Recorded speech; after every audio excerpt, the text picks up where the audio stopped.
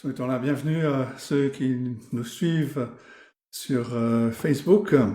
Et pour commencer ce culte ce matin, nous allons lire le psaume le plus court dans le livre des psaumes, le psaume 117.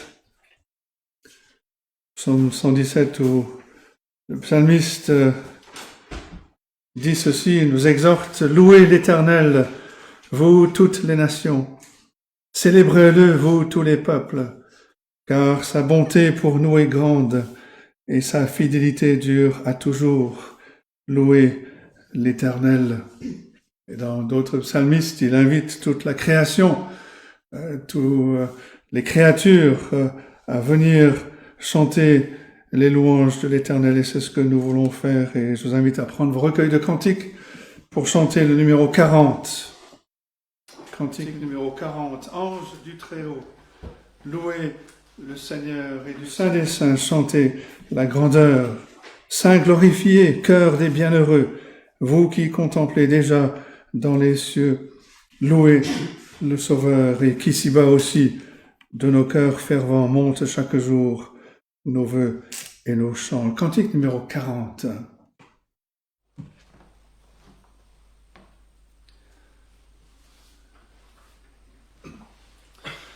Ange du Très-Haut, louez le Seigneur, et du Saint des Saints, chantez la grandeur, toujours enflammés d'une pure ardeur, bénissez le nom du Dieu créateur.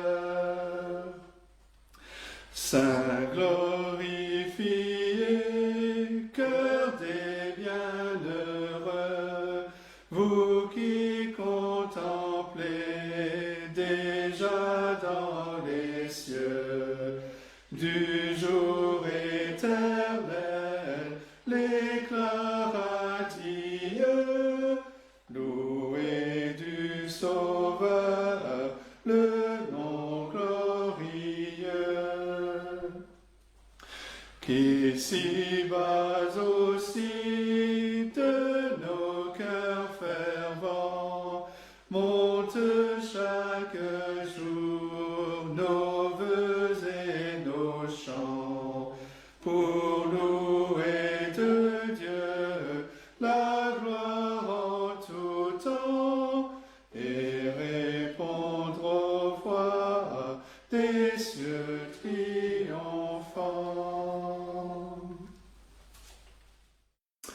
Invite à nous qu'on est dans la prière, prions. Oui Seigneur notre Dieu, notre Père Céleste, c'est un privilège que tu nous donnes de pouvoir nous adresser à toi. Toi, le Dieu grand, le Dieu majestueux, le Dieu pur et parfait, le Dieu trois fois saint, créateur de toutes choses, toi qui dirige et contrôle toutes choses selon ton dessein parfait. Nous te bénissons parce que tu nous as donné cet accès dans ta présence, non pas à cause de nos œuvres ou de nos mérites parce que nous n'en avons aucun, mais à cause de ce que tu as accompli par ton Fils, notre Seigneur Jésus-Christ, notre représentant, notre substitut, notre sauveur, celui qui est venu dans ce monde, qui a pris sur lui notre humanité afin d'accomplir ce salut, d'accomplir, de vivre une vie parfaite, d'accomplir tout ce que tu exigeais. Mais il ne s'est pas contenté de vivre une vie parfaite, il a donné sa vie en rançon pour nous. Il a subi la colère à notre place, il a pris sur lui nos péchés, afin que ta justice soit satisfaite, afin que tu sois à la fois le Dieu juste, mais aussi celui qui déclare juste, qui justifie ceux qui sont unis par la foi en Jésus-Christ. Et nous te bénissons notre Dieu pour la grâce que tu nous as faite, de nous avoir appelés à toi, d'avoir œuvré en nous, de nous avoir donné cette nouvelle identité. Nous ne sommes plus les enfants de colère que nous étions. Nous sommes les enfants du Dieu vivant. Nous sommes appelés à cette vie éternelle dans ta présence glorieuse. Et nous te bénissons pour ces occasions comme ce matin où nous pouvons venir ensemble, nous retrouver pour chanter tes louanges, faire monter vers toi la reconnaissance et l'adoration de nos cœurs, pour célébrer ta gloire, ta bonté, ta fidélité à notre égard, pour lire et méditer ta parole, pour écouter la proclamation de ta parole. Mais nous sommes conscients, notre Dieu, de notre faiblesse, de notre nature et de tous ces soucis que nous avons de la semaine qui peuvent nous préoccuper et nous détourner notre attention. Et nous te prions que par ton esprit, tu nous viennes en aide, que nous soyons conscients de ce que nous chantons, de ce que nous lisons, et que nous entendions non pas la voix d'un homme, mais la voix, ta propre voix, à travers ta parole. Et ce que nous demandons pour nous, ici présents, ici à Chalon, te le demandons pour ton peuple, partout où il se rassemble, sur la surface de cette terre. Qu'aujourd'hui, ceux qui se réunissent pour ouvrir ta parole soient encouragés par celle-ci, qu'ils soient édifiés, qu'ils soient corrigés quand il le faut, et qu'en tout lieu où ton peuple se rassemble, le nom de notre Seigneur Jésus-Christ soit exalté, et que toute la gloire te revienne. Comme nous le chantons, nous voulons nous joindre avec les créatures célestes qui ne cessent de chanter ta louange, avec ton peuple déjà dans ta présence. Nous voulons nous joindre à eux dans ce moment pour faire monter vers toi notre reconnaissance et notre adoration pour tout ce que tu as accompli et pour ta bonté envers nous.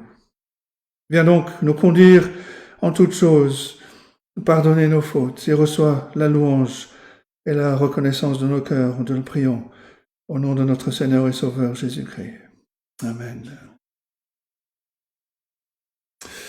Je vous invite à ouvrir la parole de Dieu dans le livre d'Ésaïe et le dernier chapitre, chapitre 66. Et si vous avez un marque-page, de laisser ce marque-page dans ce chapitre parce qu'on va le lire en 2 fois. C'est un chapitre qui parle d'adoration et on pourrait, si on voulait, diviser ce chapitre en 6 points plus une conclusion et les 3 premiers points sont repris dans les 3 suivants, c'est-à-dire que si les 3 premiers points on les nomme A, B, C, les 3 points suivants sont C', B' et A', C', B' et A', où l'auteur revient sur les choses mais apporte une nouvelle une nouvelle chose, mais reprend le même thème. Et donc la première lecture sera les versets 1 à 6. Donc les 3 premiers points où l'auteur, où l'Éternel parle à travers du prophète, parle tout d'abord de la véritable adoration, c'est de craindre la parole de Dieu. Ésaïe ne dit pas, on pourrait penser que vu la question au début de ce chapitre où l'Éternel souligne que le ciel est son trône, la terre est mon marchepied, quelle maison pourriez-vous me bâtir? Mais il n'est pas dit que Salomon avait tort de bâtir une maison pour l'Éternel. Il n'est pas dit que c'était mal que ceux qui revenaient d'exil avaient tort de rebâtir le temple. Mais ce que l'Éternel souligne, c'est que ce n'est pas le bâtiment, ce n'est pas la liturgie, ce n'est pas les rituels, c'est pas le style. Non, c'est un cœur humble qui craint la parole de Dieu, qui reconnaît sa dépendance de Dieu, un esprit abattu qui reconnaît sa misère, son indignité devant Dieu.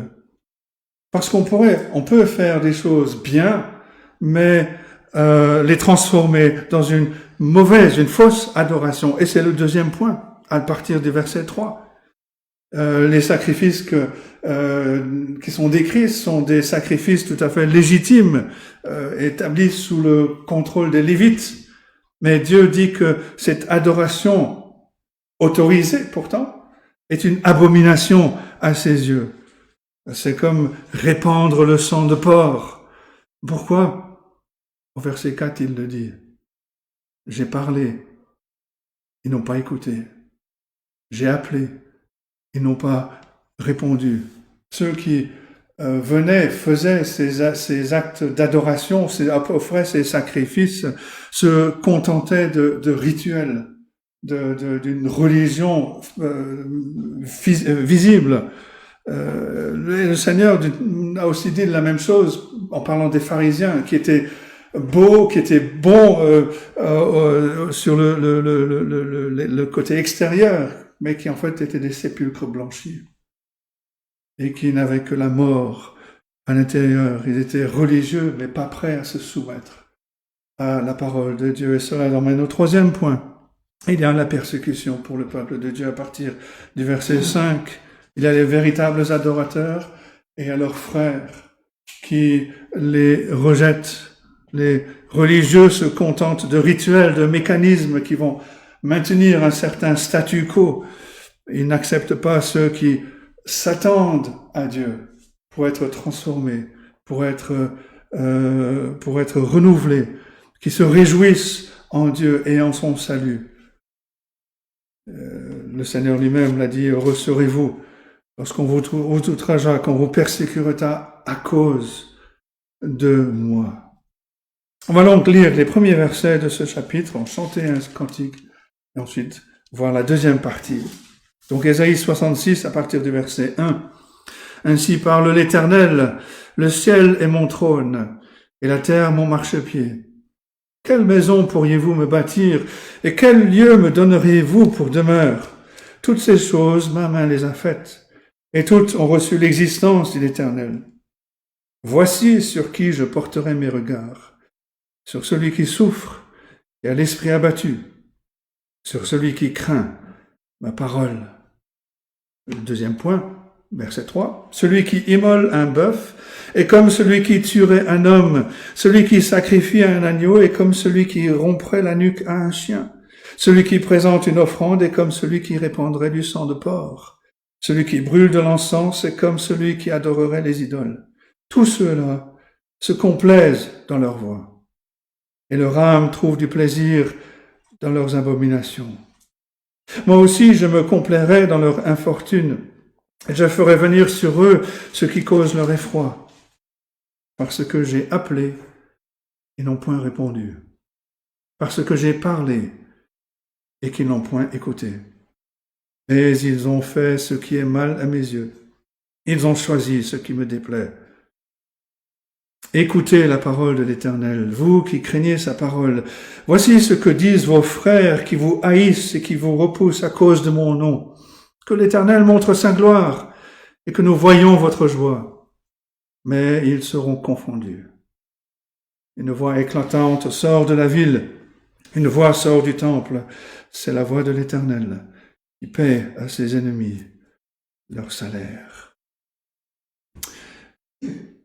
On va chanter un cantique avant de poursuivre dans ce chapitre 66. On va chanter le cantique numéro 183. Ta parole est la richesse unie à l'éternité, accessible à ma faiblesse, malgré son immensité. Cantique numéro 183.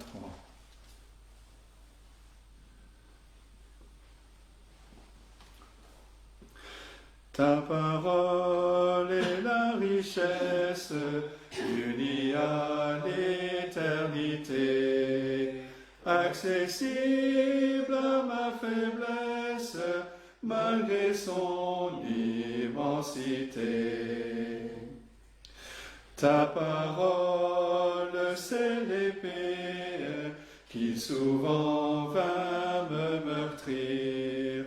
Aucune n'est mieux trempée pour blesser et pour guérir.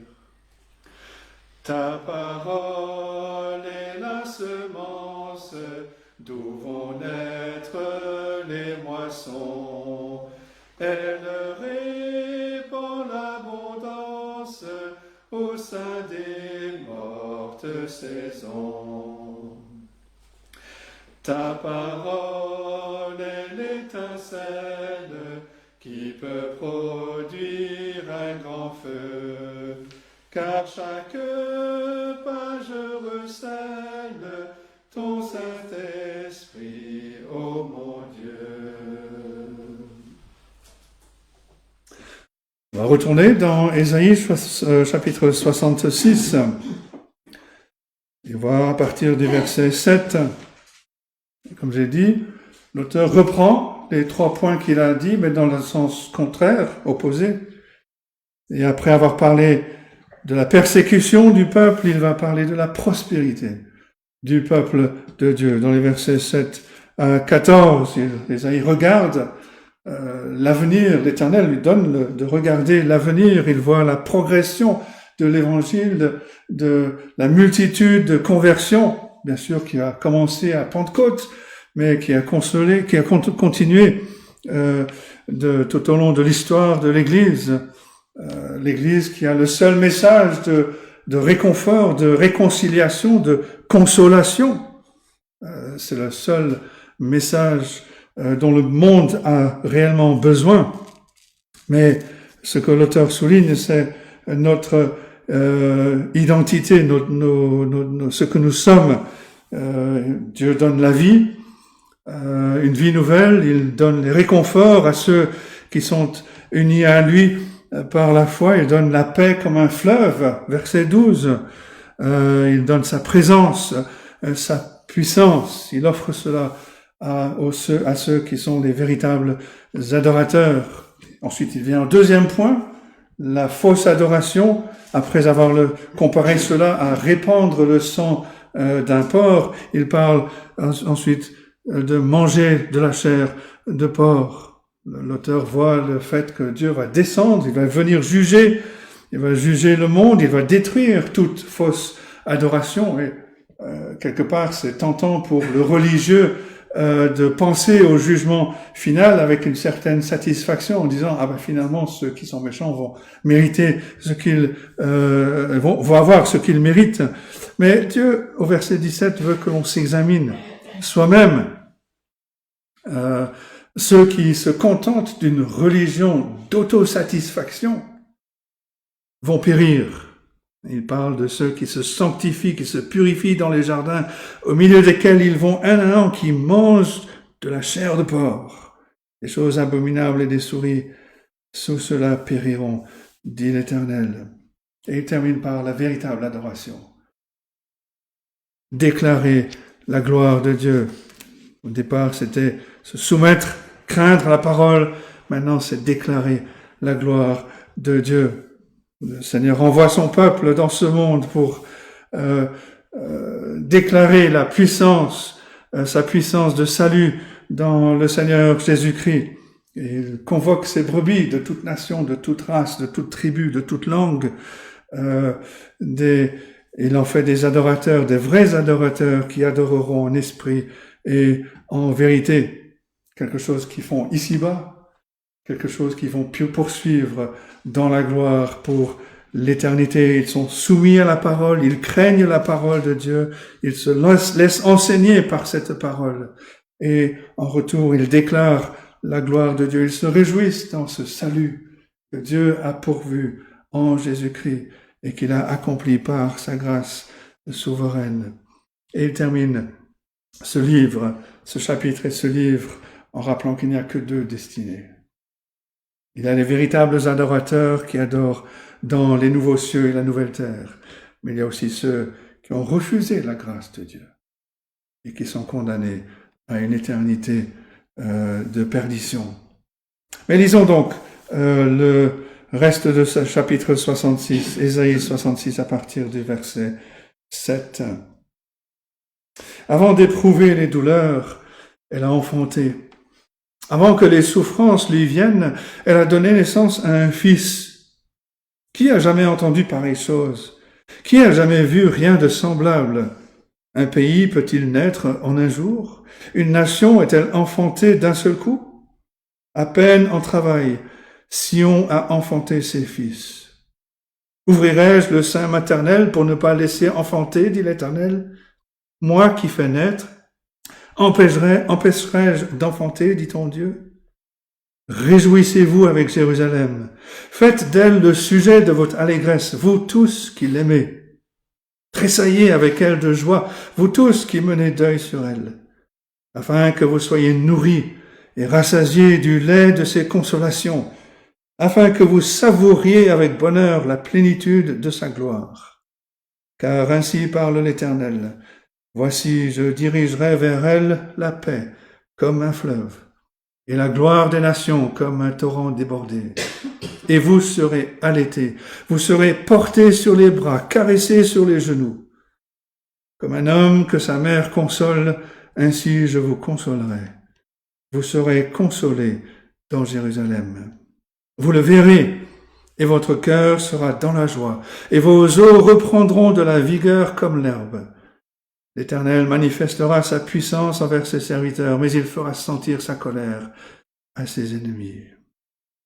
Car voici, l'Éternel arrive dans un feu, et ses chars sont comme un tourbillon. Il convertit sa colère en un brasier et ses menaces en flammes de feu. C'est par le feu que l'Éternel exerce ses jugements. C'est par son glaive qu'il châtie toute chair. Et ceux que tuera l'Éternel seront en grand nombre. Ceux qui se sanctifient et se purifient dans les jardins, au milieu desquels ils vont un à un, qui mangent de la chair de porc, des choses abominables et des souris. Tout cela périront, dit l'Éternel.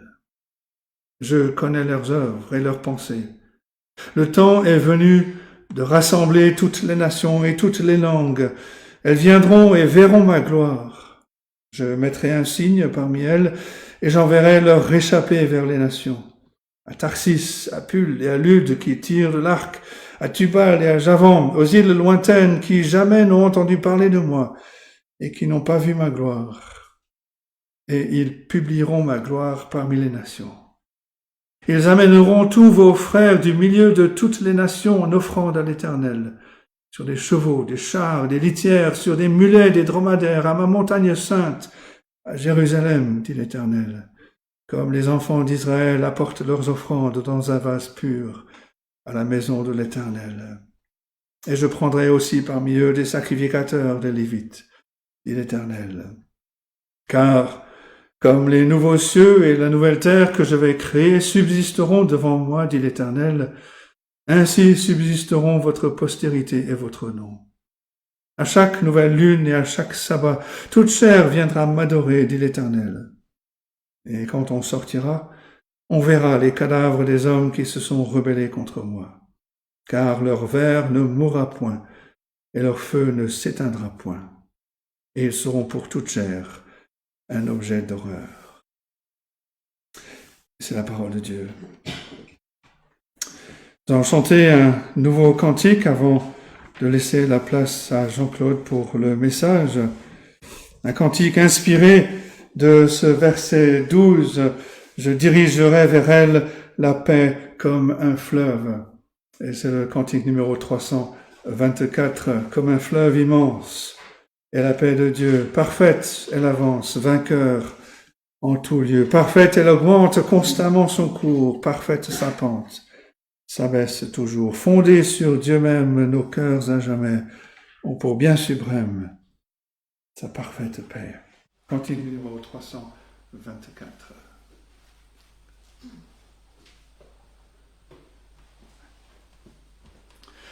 Comme un fleuve immense est la paix de Dieu, parfaite elle avance, vainqueur en tout lieu. Parfaite elle augmente constamment son cours, parfaite sa pente, s'abaisse toujours. Fondée sur Dieu même, nos cœurs à jamais ont pour bien suprême sa parfaite paix. Sous ta main meurtrière se brise toute arme ennemie faite contre moi. Rien ne peut me nuire, ni troubler mon cœur. Tu veux me conduire, tu seras vainqueur. Fondés sur Dieu même, nos cœurs à jamais ont pour bien suprême sa parfaite paix. Tu traces ma voie, j'y marche avec foi. L'épreuve et la joie me viennent de toi. Cadran de nos vies, marque chaque jour les heures bénies du soleil d'amour. Fondés sur Dieu même, nos cœurs à jamais ont pour bien suprême sa parfaite paix. Océan de gloire, paix de mon Sauveur, gage de victoire, trésor de bonheur. Ta grâce infinie coule en nuit et jour, inonde ma vie de vagues d'amour. Selon ta promesse, ô Jésus mon roi, je trouve sans cesse paix parfaite en toi.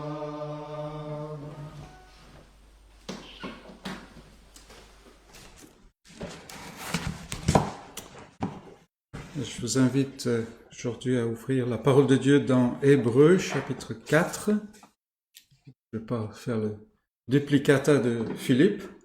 Ça va nous mettre en bouche pour la semaine prochaine peut-être. Mais voilà, nous allons aller donc au chapitre 4 d'Hébreux. Il y a un verset qui m'a attiré en particulier. Nous allons lire les versets 1 à 12. Hébreux 4, versets 1 à 12.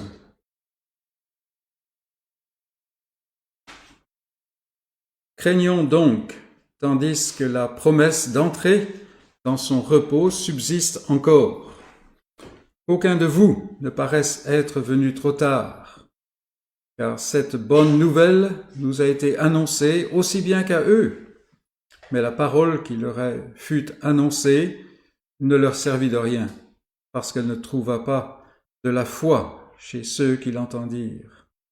Pour nous qui avons cru, nous entrons dans le repos, selon qu'il est dit, « Je jurai dans ma colère, ils n'entreront pas dans mon repos. » Il dit cela, quoique ses œuvres aient été achevées depuis la création du monde, car il a parlé quelque part ainsi du 7e jour, et Dieu se reposa de toutes ses œuvres le 7e jour. Et ici encore, ils n'entreront pas dans mon repos.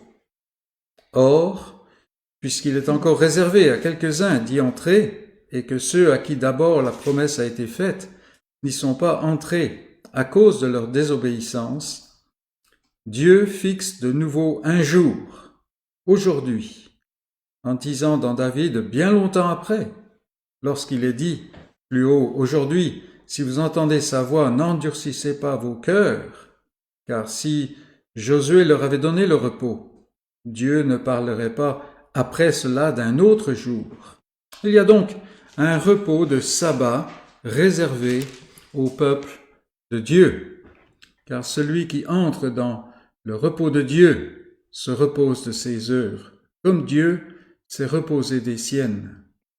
Empressons-nous donc d'entrer dans ce repos, afin que personne ne tombe en donnant le même exemple de désobéissance.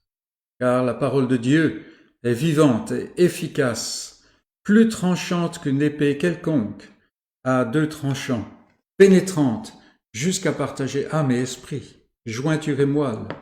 Elle juge les sentiments et les pensées du cœur. Et c'est là la parole de Dieu. Et c'est ce verset 12 qui m'a attiré en particulier. C'est pour ça que ce matin nous regardons une épée effilée. Une épée effilée. Et les chrétiens parlent souvent de l'épée à double tranchant. La parole elle-même la mentionne à plusieurs reprises. C'est une arme puissante pour triompher du monde. Si nous allons dans le livre des psaumes, psaume 149, l'avant-dernier psaume, et au verset 6, nous lisons à ce sujet,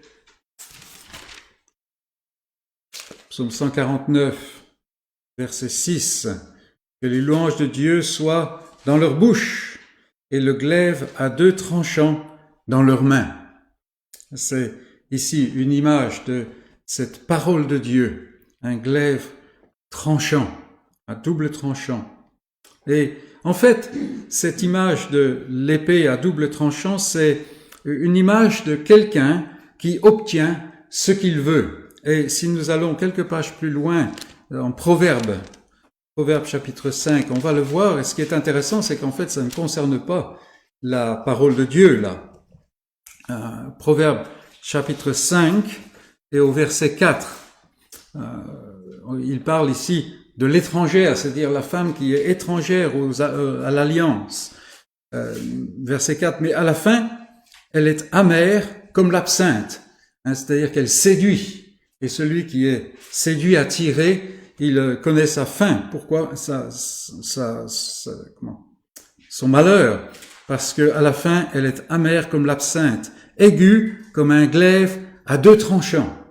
Vous voyez la même image, mais bien entendu pas dans le même contexte. Là, c'est quelqu'un qui veut obtenir ce qu'il veut. Et Dieu utilise sa parole dans ce sens-là. Et c'est très encourageant pour le croyant, parce qu'il va obtenir ce qu'il veut, ce qu'il a décidé depuis toute éternité.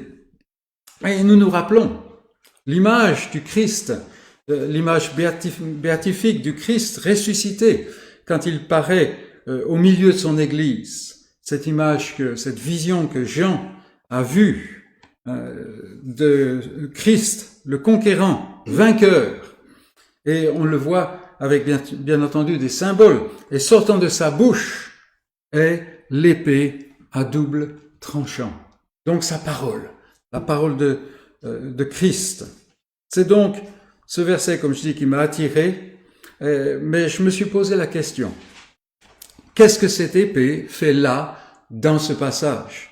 Un passage qui parle du repos du peuple de Dieu. Qu'est-ce que cette épée a fait dans ce passage, fait là? Et cela m'a conduit à examiner tout le passage. Et c'est là que j'ai trouvé ma réponse. Qu'est-ce que l'auteur fait dans cette section de sa lettre? Alors, je sais que Philippe nous a déjà entretenu bien longuement sur la chose, mais il est bon de revenir sur cela. Et en fait, l'auteur ici fait la même chose que ce qu'il fait dans toute sa lettre, c'est-à-dire déployer devant nos yeux la suprématie, la supériorité et l'exclusivité de Christ. Josué a donné un certain repos, mais ce n'était pas le repos complet. David a fait la paix, comme nous avons vu, avec tous les peuples autour, mais ça n'était pas le vrai repos. Et il reste un jour, comme il dit, où il y a un repos qui est réservé. Et donc ici, l'auteur déploie la majesté de Christ dans un contexte bien précis. Qu'est-ce que la vraie religion? Alors on ne s'est pas entendu avec Philippe par rapport à ce passage, mais la fin d'Ésaïe que nous avons vue nous montre bien cela. Qu'est-ce que la vraie religion? Car il y a aussi une fausse religion.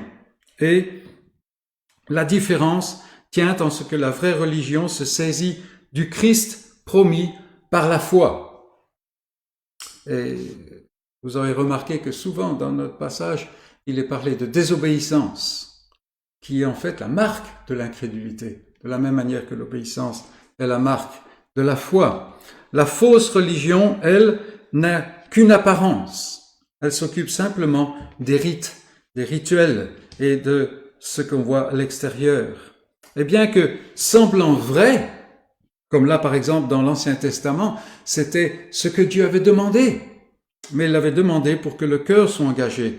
Bien qu'elle semble vraie, cette fausse religion, c'est-à-dire la religion, ne tient pas. Dans le jour final, elle va laisser les gens confus. Tous les Israélites étaient sortis d'Égypte. Tous avaient passé à travers la mer à pied sec. Tous avaient mangé la manne. Tous avaient entendu l'Évangile, comme l'auteur nous le dit ici au verset 2, n'est-ce pas? Ils ont entendu l'Évangile, comme nous. Tous ont donc entendu l'Évangile, mais cette parole, nous dit-il, ne trouva pas la foi en eux. Alors, bien entendu, là il y a un filigrane qu'il utilise. C'est-à-dire que si la foi n'est pas trouvée en nous, on va finir comme eux. Ou tout au moins dans ses lecteurs. Et c'est pour cela que les cadavres de ceux qui étaient incrédules tombèrent dans le désert. À la fin du chapitre 3, on nous dit ça, 3, verset 17. Cela s'est produit avec la génération dans le désert. Et cela menaçait de se produire avec la génération à l'époque de l'auteur, avec ses frères d'origine juive, d'ethnie juive, et qui étaient devenus chrétiens. Et lassés, ils étaient tentés de retourner à ce qu'ils pouvaient voir, à ce qu'ils pouvaient comprendre, saisir. Dès qu'on arrive à comprendre, il n'y a plus besoin de foi, n'est-ce pas? Je te fais confiance, dit quelqu'un, mais je veux comprendre. Les deux vont pas tellement ensemble, n'est-ce pas? Et l'auteur leur dit, non, rappelez-vous, c'est par la foi que vient le salut. Ce n'est pas par les œuvres. Par la foi dans l'objet de la foi. Et on revient toujours sur la promesse plutôt que les œuvres. Et il est à craindre que aujourd'hui on peut courir un tel danger, en particulier quand on étudie vraiment la parole, quand on a un respect pour la parole. Pour la plupart du temps, on est bien enseigné dans la vérité. On va méditer sur les passages et parce que on a entendu pas mal d'enseignements là-dessus, on a une bonne vision, n'est-ce pas? Pour la plupart du temps, on arrive à comprendre ce qui est enseigné, c'est-à-dire pas les détails, mais ce grand fil rouge à travers toute l'Écriture, n'est-ce pas? Même si parfois on regarde plus l'enseignant que la vérité qui est enseignée, ou la manière d'enseigner, plutôt que ce qui est la vérité elle-même. Mais il est possible de courir le danger de nous reposer sur notre intelligence, sur notre compréhension des choses, plutôt que sur ce que Dieu dit lui-même. Or, nous ne sommes pas sauvés par notre intelligence ni par notre compréhension. C'est un danger très réel, mais nous sommes sauvés par la foi en celui qui est promis. Et même la foi, si elle ne se saisit pas de l'objet de la promesse, c'est une foi vaine, une foi simplement religieuse. Et comment savoir? Comment savoir? Eh bien, tout simplement en examinant la manière dont nous marchons dans la vie et la dynamique qui anime notre vie et qui fait que nous marchons ainsi. C'est ainsi que nous pourrons évaluer où nous en sommes.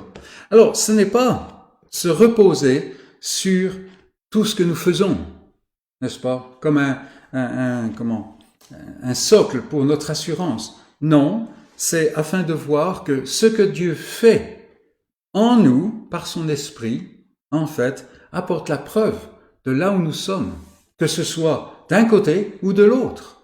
S'il fait, nous avons une certaine assurance. S'il ne fait pas, nous avons aussi une certaine assurance dans l'autre sens et une invitation à venir.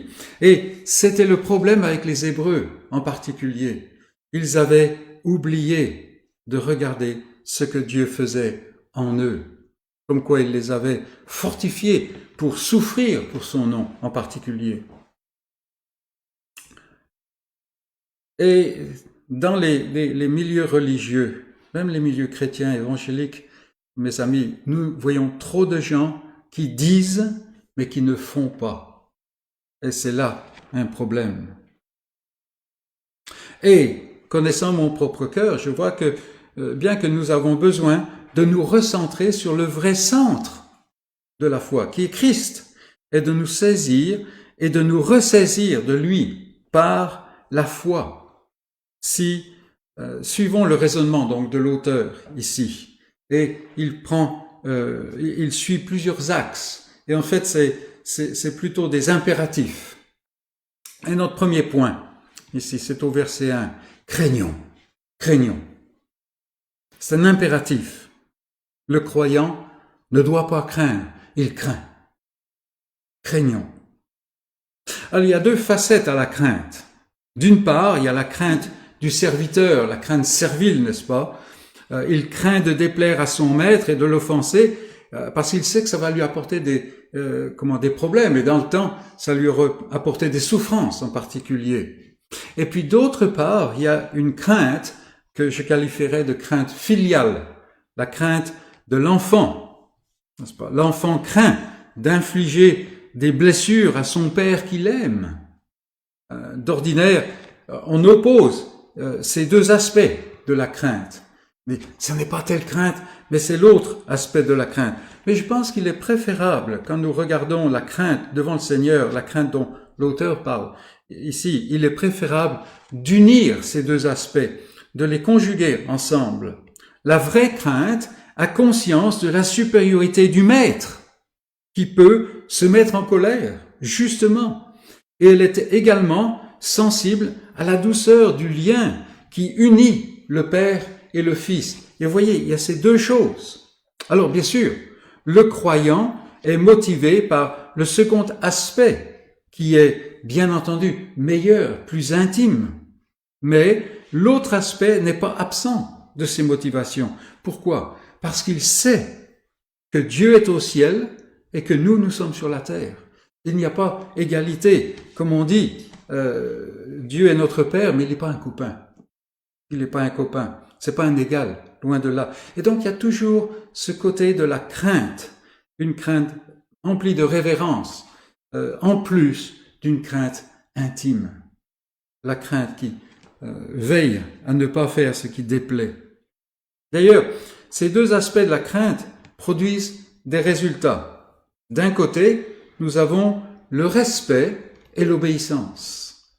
Pour la crainte du serviteur, le respect et l'obéissance. De l'autre côté, nous avons, pour le Fils, n'est-ce pas, nous avons l'amour et l'obéissance. Ici, nous voyons la chose en creux, dans le fait que les Israélites n'avaient pas cette crainte. Ils avaient perdu cette crainte, de la même manière que dans la génération ancienne, ils avaient carrément écarté toute cette crainte.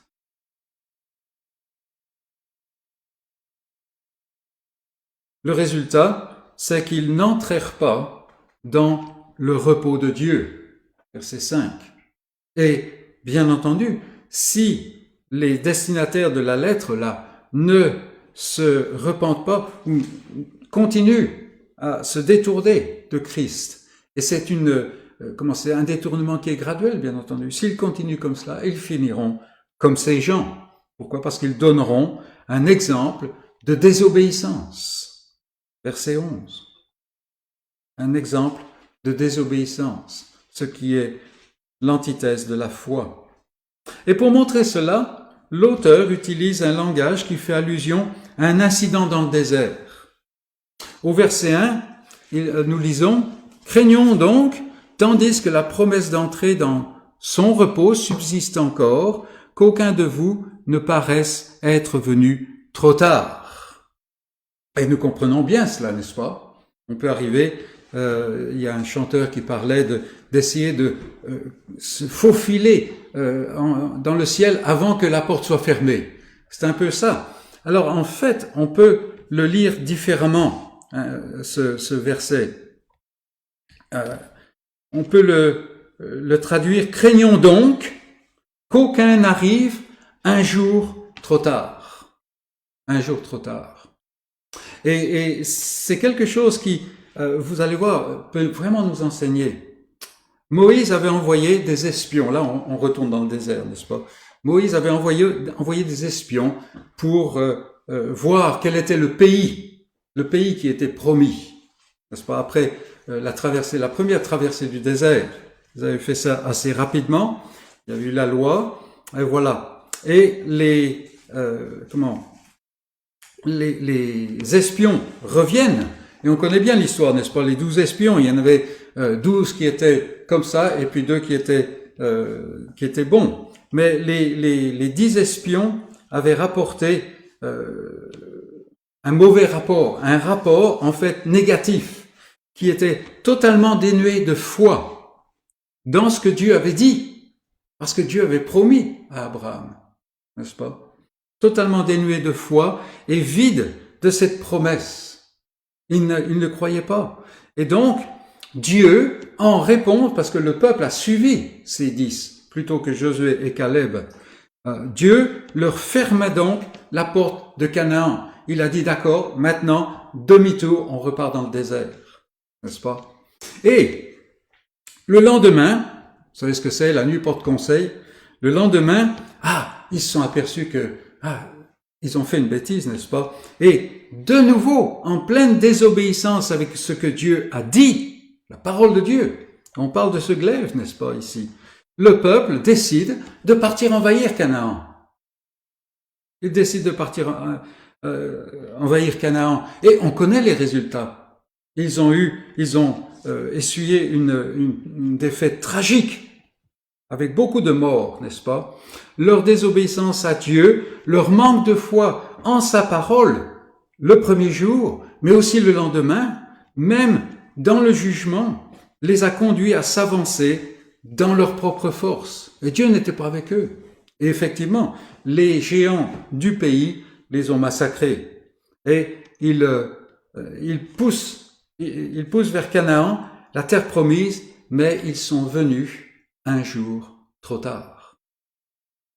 En fait, c'était pas une question de temps, c'est une question qu'ils agissent dans la désobéissance, dans l'incrédulité. Dieu a dit, mais non, nous allons faire. Et c'est à cela que l'auteur de la lettre aux Hébreux fait allusion.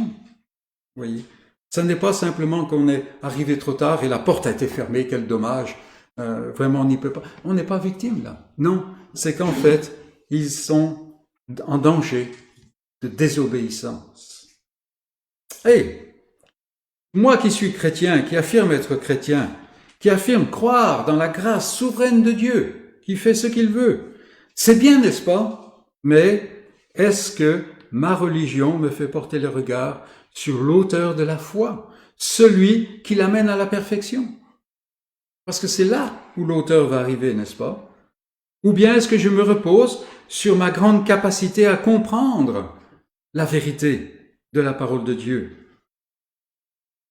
Et on peut dire à ce moment-là que souvent, quand nous entrons par rapport à la parole de Dieu, on trouve beaucoup de gens qui n'ont pas la bouche fermée. Or, devant Dieu, c'est la marque de l'action de la foi, avoir la bouche fermée. Où est-ce que nous nous situons là? Et c'est ce que l'auteur dit, craignons d'être dans la désobéissance, d'arriver un jour trop tard. Deuxièmement, et encore un impératif, empressons-nous, verset 11. Empressons-nous. L'auteur a montré que celui qui n'a pas ou qui n'exerce pas la foi n'entre pas dans le repos de Dieu. mais qu'il est sous la colère de Dieu. Bien entendu, il y a une dimension eschatologique de la fin des temps là, mais pas seulement, c'était aussi pour cette génération. Celui qui désobéit ne peut pas trouver le repos. Et souvent, nous nous demandons, mais pourquoi est-ce qu'on n'arrive pas à se reposer sur le Seigneur? Pourquoi? La désobéissance, le manque de foi, ou c'est-à-dire le manque d'exercer la foi. Une telle personne, dans sa conception, ses péchés ne sont jamais ôtés. Il faut qu'il fasse des choses pour cela. Et il ne cesse de produire des efforts pour se réconcilier avec Dieu. Mais, bien entendu, comme la parole le déclare, c'est en vain.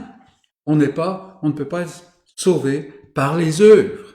Et tout au long, la promesse demeure, car, dit l'auteur, Dieu fixe de nouveau un jour. Josué n'était pas le repos. David n'était pas le repos. Il y a un jour qui reste. Avez-vous jamais remarqué comment le manque de foi engendre une activité débordante, mais vaine, parce qu'elle ne s'arrête jamais. Elle s'exerce dans la désobéissance. Et on peut le voir dans notre propre expérience, nous pouvons le voir tout autour, n'est-ce pas? Ce monde qui est dans une incrédulité avérée, quel est le repos qu'il connaît? Quel est le repos? Peut-être le soir, on peut s'imaginer que ça va aller mieux le lendemain matin, mais il ne faut surtout pas mettre les nouvelles.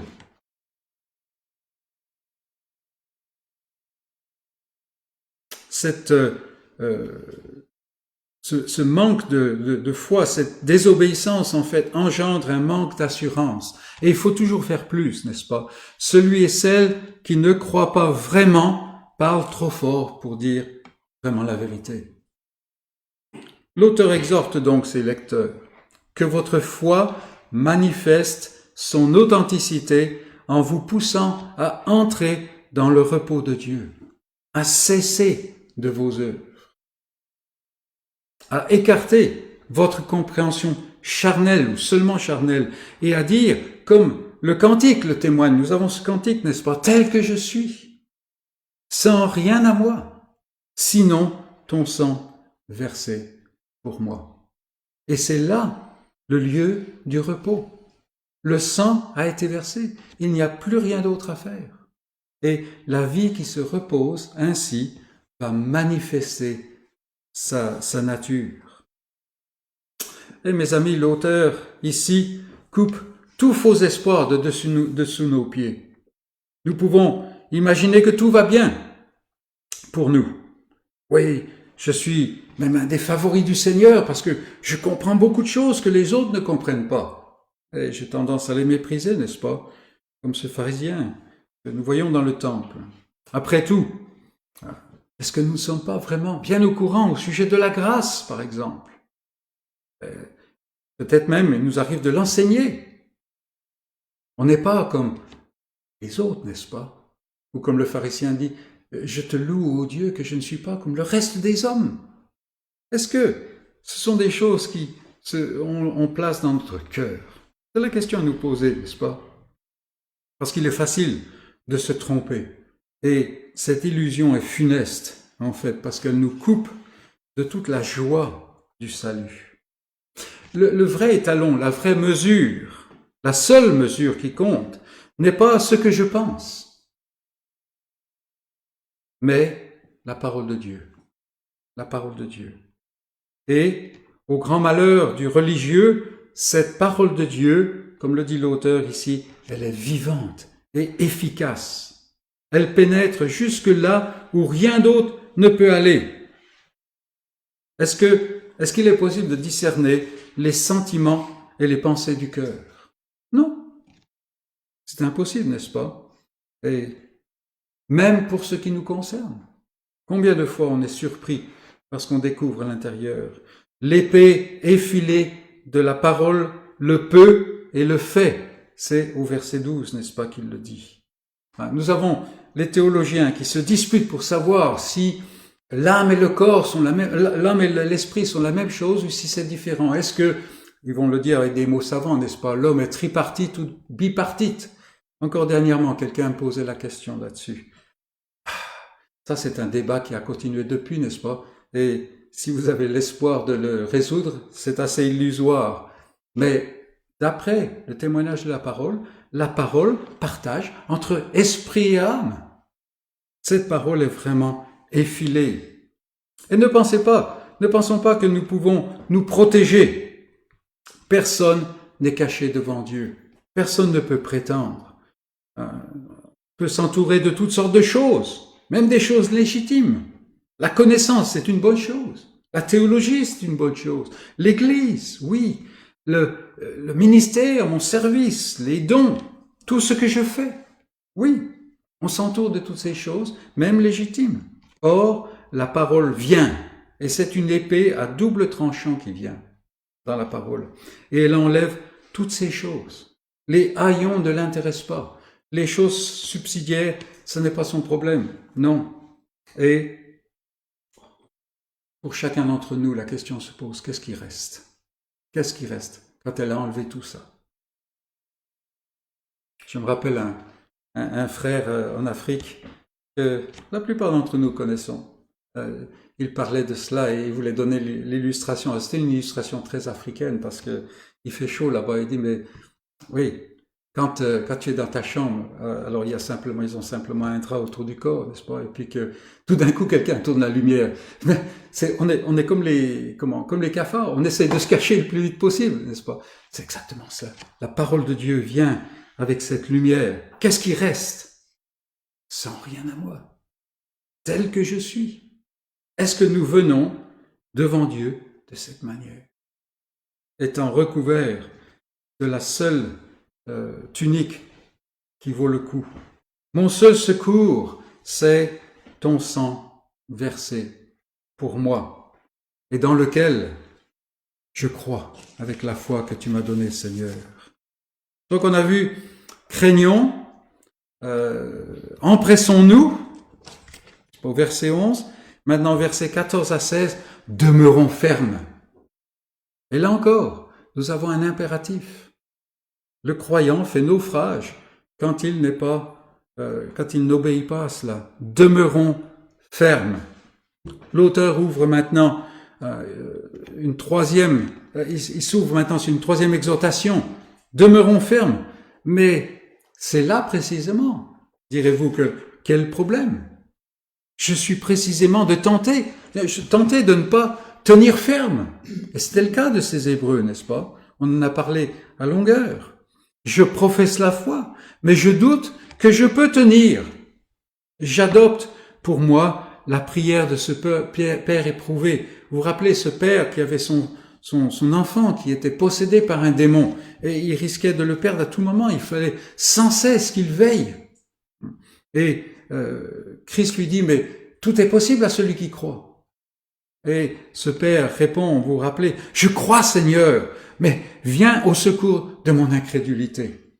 Parce que même là, sa foi était une foi qui était toute humaine, n'est-ce pas? Je suis si médiocre moi-même, malgré toutes mes paroles. Tous mes efforts, ma vie ne me satisfont pas. Comment est-ce que je peux espérer être approuvé de Dieu? Comment est-ce que Dieu peut se satisfaire de ce qui ne me satisfait même pas moi-même? Et c'est là, n'est-ce pas, quel problème? C'est là que prennent leur source mes doutes. Alors, si ce sont là les pensées et les paroles de notre cœur, sachons que nous avons raison. Nous avons raison. Nous sommes médiocres, bien plus médiocres qu'on peut l'imaginer. Nous avons raison. Nous ne pouvons pas tenir. Si il ne tient qu'à moi, seule l'hypocrisie peut me caractériser, n'est-ce pas? C'est-à-dire prétendre, faire du faux semblant. On parle haut, on parle fort, on parle même des fois avec assurance, on essaye de se persuader, mais le cœur est dans la crainte, toujours. On peut dire de soi-même ce que l'apôtre disait naguère, n'est-ce pas? Ce qui est bon, je le sais, n'habite pas en moi. Et Paul disait cela, n'est-ce pas? Pourquoi? Parce que ce qui vient de moi ne peut pas aller dans le bon sens. Tout ce qui va dans le bon sens passe par moi, mais vient de Dieu. Et c'est le nouveau principe qui habite le croyant, n'est-ce pas? Souvent nous avons ce témoignage, oui, nous sommes découragés. On perd espoir, n'est-ce pas? Et c'est pourquoi notre texte détourne les regards de nous-mêmes, de nos échecs, de nos faillites, de notre imperfection. Notre état de péché et d'imperfection est réel. Et en nous-mêmes, cet état, par nature, nous a séparés de Dieu. Et sa colère est sans cesse sur ce péché. Mais pour le croyant, le péché a connu quelque chose, parce que Dieu a fait quelque chose. Nous n'avons rien à faire parce que Dieu a fait quelque chose. Si Dieu n'a rien fait, nous avons tout à faire. Il a envoyé un sauveur.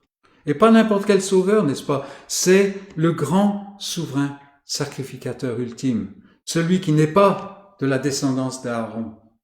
Dans l'Ancien Testament, le souverain sacrificateur pénétrait derrière le voile, une fois par an. En fait, il le faisait 2 fois, le même jour. Une fois pour ses propres péchés et une fois pour le peuple. Il pénétrait de l'autre côté, mais il ne le faisait jamais. Il faisait attention de ne jamais le faire sans le sang. Toujours avec le sang.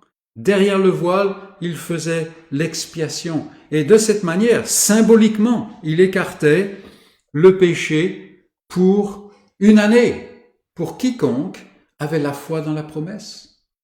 L'Israélite qui était là, qui ne regardait pas la promesse, qui ne pensait pas à Abraham, il n'était pas l'enfant d'Abraham, bien qu'il soit israélite. Et lui n'était pas couvert pendant cette année. D'ailleurs, il est très probable qu'il s'en fichait complètement et qu'il n'allait pas apporter d'autres sacrifices. Vous voyez. Mais celui qui avait la foi dans la promesse, dans ce que Dieu avait dit, celui-là était couvert, symboliquement, dans la promesse, parce que ce sang-là ne pouvait pas expier. Mais il indiquait que quelqu'un venait. C'était un poteau indicateur. Il pointait vers celui qui allait venir. Celui qui est venu, il s'est offert une seule fois. Une seule fois. Et le voile de séparation s'est ouvert. Quand l'ancien souverain sacrificateur, il passait de l'autre côté et il revenait, le voile était là. Mais maintenant celui-là, quand il est mort, le voile a été déchiré. Il est ouvert maintenant. Quoi que les hommes aient pu faire. Jésus a traversé les cieux, nous dit l'auteur. Il est allé dans le vrai lieu très saint. Ça n'est plus par symbole maintenant, c'est la réalité. Et il n'est pas allé avec le sang des boucs, ce sang qui était simplement une image, mais avec son propre sang qui donne la paix. Pourquoi? Parce que la loi est satisfaite maintenant. La loi a exigé et ses exigences sont accomplies. Et donc, il donne la paix. Oublions ce que nous sommes. Oublions ce que nous faisons. Regardons à ce que Dieu a fait en Christ. Et il ne le fait pas en Christ. Il l'a fait en Christ, mais maintenant Christ sans cesse intercède pour la puissance de son sacrifice. Mais ce n'est pas tout. Parce que, à m'écouter, vous êtes peut-être dit, ouais, tout cela, c'est merveilleux. Et je le sais.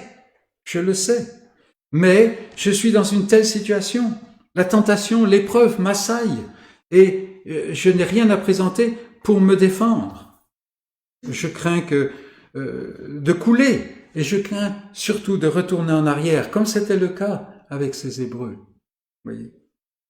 Ils allaient retourner en arrière. Ce Jésus est merveilleux. Et il est victorieux, j'en conviens. Mais comment me saisir de lui qui est si parfait? Vous voyez? Il est tellement haut. Comment est-ce que je peux espérer? Alors écoutons. Ce sauveur, ce souverain sacrificateur plutôt, n'est pas une sorte de héros déshumanisé, totalement insensible. Ce n'est pas un super-héros comme on voit des fois, une sorte de robot que rien ne peut atteindre. Ils sont complètement explosés, puis la minute d'après, ils sont de nouveau comme il faut, n'est-ce pas? Non. Ce souverain sacrificateur qui est venu, il est divin, certes, et vraiment divin, ne l'oublions jamais. C'est pour ça qu'il est passé de l'autre côté. Mais il est venu sur la terre. Il s'est fait homme. Il est aussi, de façon mystérieuse et merveilleuse, il est aussi un homme, et un homme réel. Il y a eu ces bagarres dans l'Église primitive, parce que certains disaient qu'il était une apparence, n'est-ce pas? Simplement, il semblait être un homme. Non, un homme réel, qui a senti les clous et les coups. Il sait ce que vous vivez. Non pas parce qu'il sait toutes choses. Il sait toutes choses, effectivement, mais ce n'est pas pour ça qu'il sait ce que nous vivons. Non, il le sait parce qu'il est passé par là où nous passons. Il est passé lui aussi. Vous êtes tenté de retourner en arrière? Écoutez-le. Écoutez-le. Père, si cette coupe peut passer loin de moi. Ça veut dire, mais qu'est-ce que je fais ici, en fait? Je suis venu pour ça. Il dit, mais je suis venu pour cette heure. Et maintenant, il dit, oh, si cela peut passer loin de moi, n'est-ce pas? Il a été tenté. Il a été tenté. Et il a tenu. Il a tenu. La tentation, les épreuves vous assaillent. Et elles sont fortes, n'est-ce pas? Très puissantes. Et c'est difficile de résister. Mais nous n'avons jamais connu la pleine force de la tentation ou de l'épreuve. Jamais. Pourquoi? Parce qu'à un moment ou à un autre, on a flanché. On a flanché. Si on est laissé à part nous-mêmes. Lui, il a été tenté en toutes choses, mais sans commettre de péché.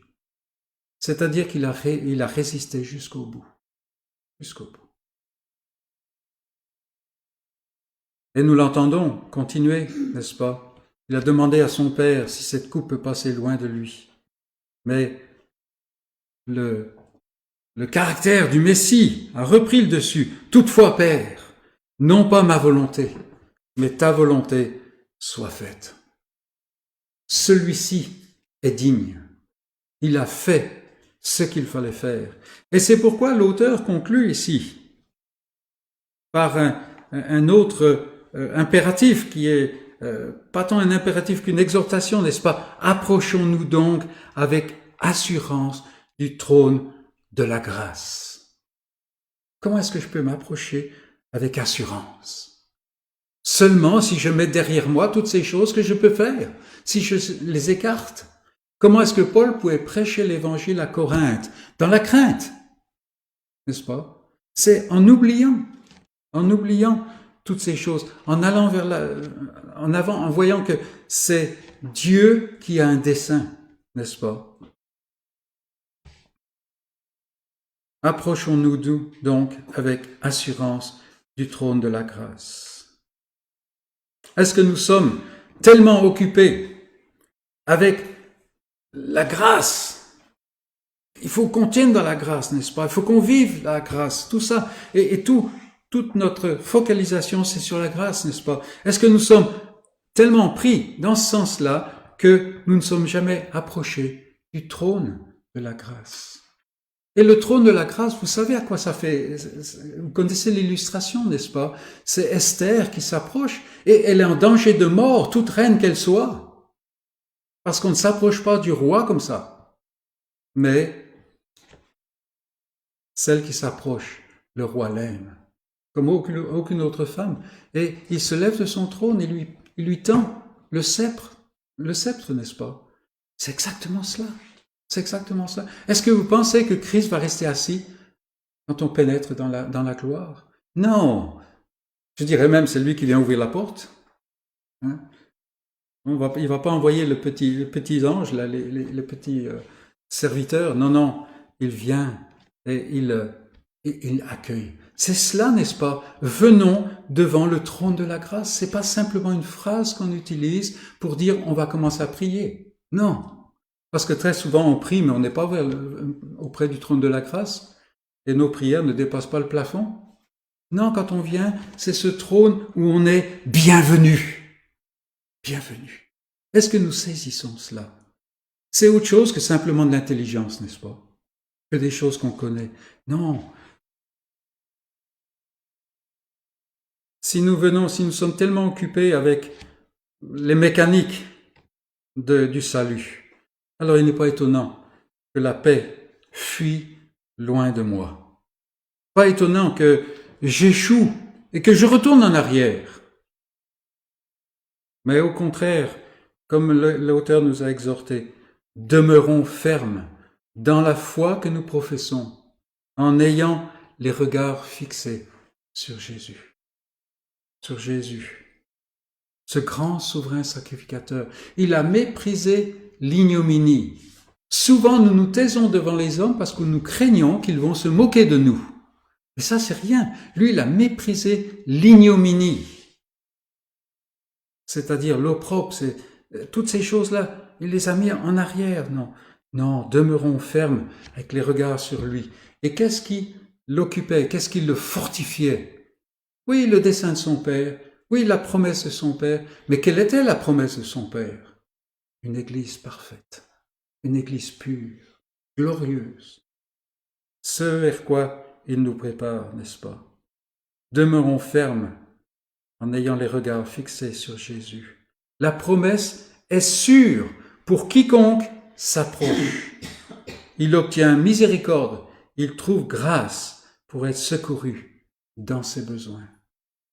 Puisse le Seigneur nous donner non seulement la compréhension de ces choses, mais qu'il nous donne de lâcher ces choses qui nous sont si précieuses et de nous saisir à pleine main de son Fils et de la paix qui est en son Fils, et qu'il glorifie son nom. Amen.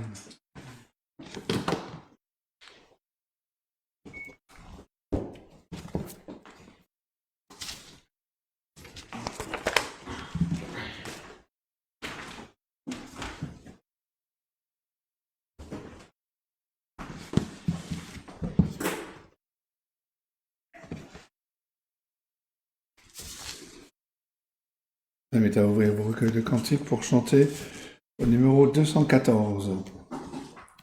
214. Demeure par ta grâce avec nous, Dieu Sauveur, quoi que l'ennemi fasse, veille sur notre cœur. Que ta sainte parole, chaque jour ici-bas, soit la seule boussole qui dirige nos pas. Cantique 214.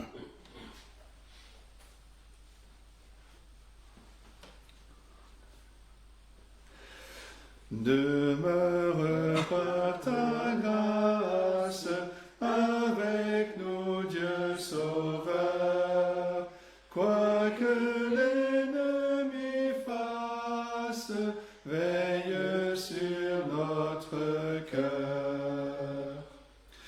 Que ta sainte parole, chaque jour ici-bas, soit la seule boussole qui dirige nos pas. Éternelle lumière, que ta vive splendeur nous guide et nous éclaire et nous garde d'erreur. Étends sur nous ton aile et demeure à jamais avec nous, Dieu fidèle, répands sur nous ta paix. Et avant que nous ne passions un temps dans la prière, nous allons nous séparer de ceux qui nous ont suivis sur Facebook, en vous souhaitant un bon dimanche et une bonne semaine.